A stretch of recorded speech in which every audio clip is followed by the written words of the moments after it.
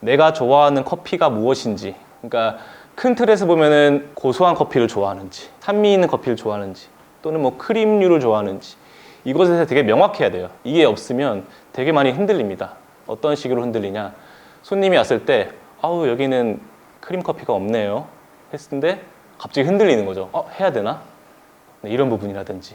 그러니까 이게 내가 좋아하는 커피의 기준이면은 흔들리지 않아요. 손님의 말이 흔들리다 보면 기준이 없어지거든요. 그러니까 내가 좋아하는 커피 또는 내가 좋아하는 카페에 대한 취향이 되게 명확해야 됩니다. 그러기 위해서는 많이 마셔봐야 되고 또 많이 가봐야겠죠. 그래서 어떤 카페를 내가 좋아하는지에 대해서 명확해지면 내가 그 카페를 따라한다 생각하는 게 아니라 그 카페에서 많은 부분의 인사이트를 얻어서 나의 카페로 자연스럽게 흘러서 나와요.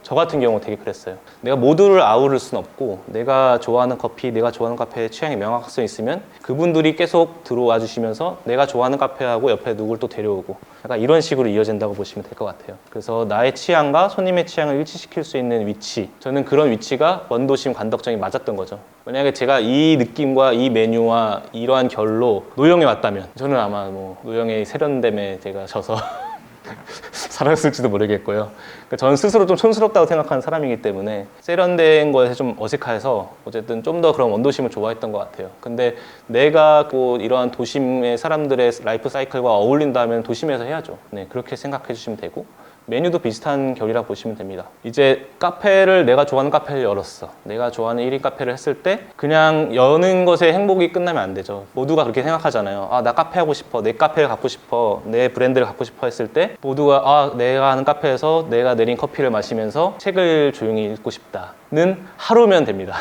그게 5일이 되고 한 달에 20일이 되는 순간 카페가 유지되기 어려워요. 사실 그러면 그냥 홈카페를 하는 게 맞고요. 그렇기 때문에 안정적으로 카페를 내가 좋아하는 나의 결에 맞는 나의 카페를 꾸준히 열 수 있는 것이 무엇인가에 대해서 치열하게 고민을 해야 됩니다. 여기에는 시그니처 메뉴도 있겠고요. 커피를 그렇게 좋아하지 않는다면 디저트에 힘을 많이 줄 수도 있고요. 또는 요즘은 그 브랜딩을 통해서 자체 판매 상품, MD 상품이 잘 나오죠. 그런 거에 힘을 준다든지 내가 저처럼 뭐 말을 하는 거 좋아한다, 누구 앞에서 나서는 거 좋아한다, 그럼 외부 교육을 나갈 수도 있고요. 또는 좀 더 공학적인 부분이 있고 좀 더 연구하는 걸 좋아해, 또는 약간 혀나 이런 미각이 좀 뛰어나, 그러면 로스팅으로 갈 수도 있고요. 유튜브로 갈 수도 있고 블로그가 뭔가 내가 안정적으로 꾸준히 열 수 있는 동력이 무엇인지에 대해서 명확하게 하는 게 좋아요. 그래서 우리가 카페를 가는 곳 중에 이제 거의 4가지 이유, 커피가 맛있거나 뭐 디저트가 맛있거나 공간이 세련됐거나 또는 사장님이 좋거나, 이 4가지를 다 하긴 사실 어려워요. 그럼 이 4가지 중에 내가 잘할 수 있는 것이 한 가지가 무엇인가를 명확하게 안다면 거기에 좀 더 힘을 주는 게 전 맞다고 생각합니다. 그럼 나머지는 조금씩 따라올 거예요.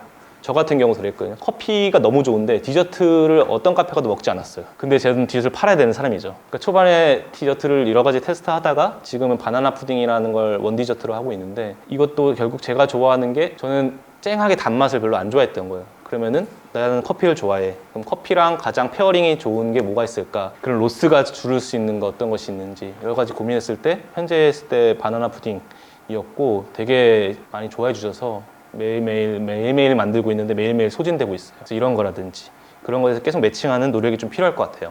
3번째는 요게 되게 중요한데 3년, 5년, 10년 단계적 성장 로드맵을 대략적으로라도 갖고 있는 게 중요해요. 그 자영업자 3년 생존율이라는 통계가 있거든요. 그러니까 이건 자영업자뿐만 아니라 카페도 통용되는 말인데, 왜냐하면 3년 내에 폐업하는 카페가 정말 많아요. 제주도 마찬가지고요. 제주도가 지금 2,000개가 넘는 카페가 있는데 매년 거의 2,000개 중에 3년 내에 폐업하는 게 거의 10개를 열면은 제가 봤을 땐 6개는 없어져요. 6개에서 7개는 없어져요.